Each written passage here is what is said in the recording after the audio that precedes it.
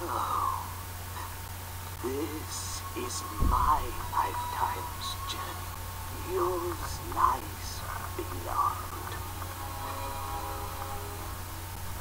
Trust your visions.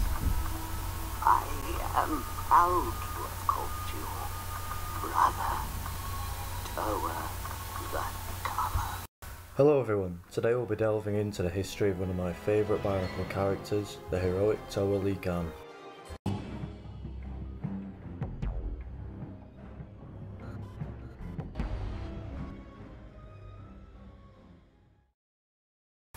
Toa Lhikan was part of the team of Toa Mangi and a Toa of Fire assigned to the city of Metru around 4,000 years before the Great Cataclysm. While there, he fought many dangers and played a significant role in the Toa Dark Hunter War. 2,000 years later, he went on to assemble the Toa Metru, passing the mantle of protecting Metru to a new team of heroes. These new Toa would go on to battle Makuta Pterodax as he commenced his takeover of the City of Legends. Lhikan's part in this story culminated in his death by the shadow hand of Makuta, events we would see in the second BIONICLE film, Legends of Metru. Not a great deal is known for certain about Lhikan's early life, but it is known that he lived in Tar Metru, who was at one point rescued from an unspecified danger by Toa Duma. This Toa would then play a role in transforming Lhikan into a Toa himself, and served as a mentor figure to him, much like Lhikan would later be to the Kama. Soon after his transformation into a Toa 7,000 years before the Great Cataclysm, Lhikan's first assignment as a novice was protecting one of the 6 Makoki stones at a remote Toa fortress. When the fortress was attacked by Rahi known as Frostalus, Lhikan's team leader at the time instructed him to take the Makoki stone to safety and flee so he could tell the tale of what happened. Still inexperienced, Lhikan agreed, only to discover the stone had already been stolen by Vizok in a stealthily executed raid with the help of Lhikan. Lhikan fled without the stone in an event which proved formative for his character, as from then on he made a personal vow never to run from anything again. Then, 4,000 years ago, Lhikan was sent to Metru to combat the Konohi dragon at the request of Turaga Duma. The enormous Rahi was attacking the city, absorbing the heat from the great furnace in Tar Metru. The dragon had been released by Vizok, Avak and Raidak under orders from the Shadowed One, in an effort to have Duma surrender the city to the Dark Hunters. After a month of fighting, some of the Toa team who were dispatched to Metru, including Lhikan, defeated the creature and took it down the Vzia, where Udaki used the creature's susceptibility to cold temperatures to keep it contained. Many of these events can be read more about in the book BIONICLE Legends 4 Legacy of Evil.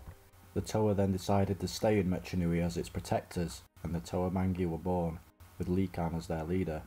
However, after the Konohi dragon's defeat, many of the other Toa were called on various missions, leaving only Lhikan Toa of Fire, Nadiki Toa of Air, and Tuyet Toa of Water stationed in the city. Around 1,000 years after the defeat of the Konohi dragon, Tuyet realised that the Dark Hunters were pursuing her for the Nui Stone, which she had come to possess whilst on her home island.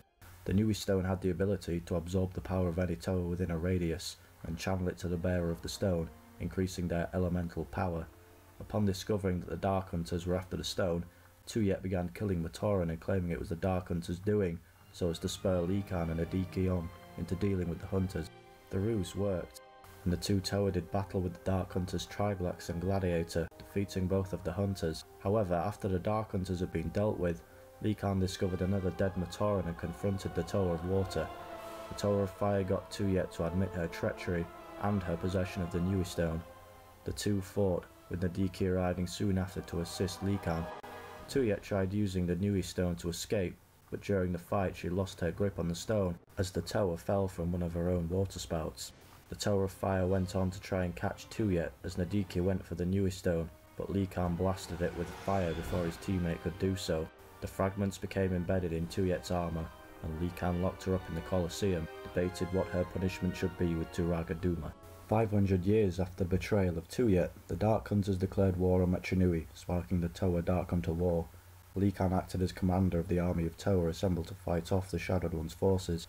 Lhikan faced off against 2 major Dark Hunters during the conflict, Tyrant and Vengeance.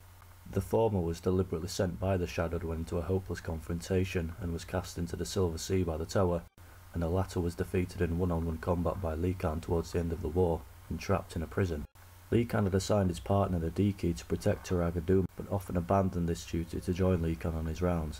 It was one of these occasions when the Tower of Fire encountered his fellow Tower during one of his evening patrols, and reprimanding Nadiki for disobeying instructions, Lhikan sent Nadiki out to patrol other districts of the city. It was during one of these patrols when the Dark Hunter, Lariska, confronted Nadiki with a deal to betray Mechanui and the Tower to the Dark Hunters in exchange for a leadership position in the city. Seduced by the promise of power, Nadiki agreed to lead the other Tower into an ambush, allowing the Dark Hunters victory. At the very same time, Lhikan was approached by Hakan with an offer. The Skakdi would hand over the Makoki stone, while Lhikan would send a messenger to the Shadowed One, notifying him of a Dark Hunter defeat. This would mean he would pull all Dark Hunters out of the city peacefully.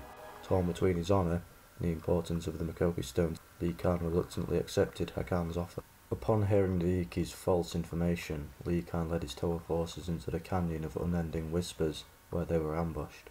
Lhikan signalled for reinforcements, and once they had arrived, banished Nadiki for his treachery.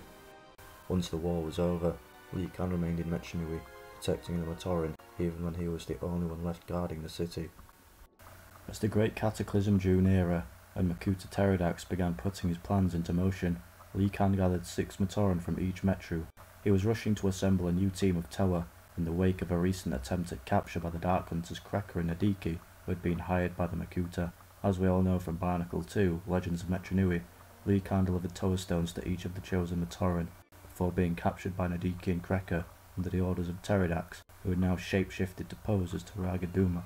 While captured, Lhikan elected to become a Turaga after fulfilling his destiny and creating the next Guardians of Mechanui.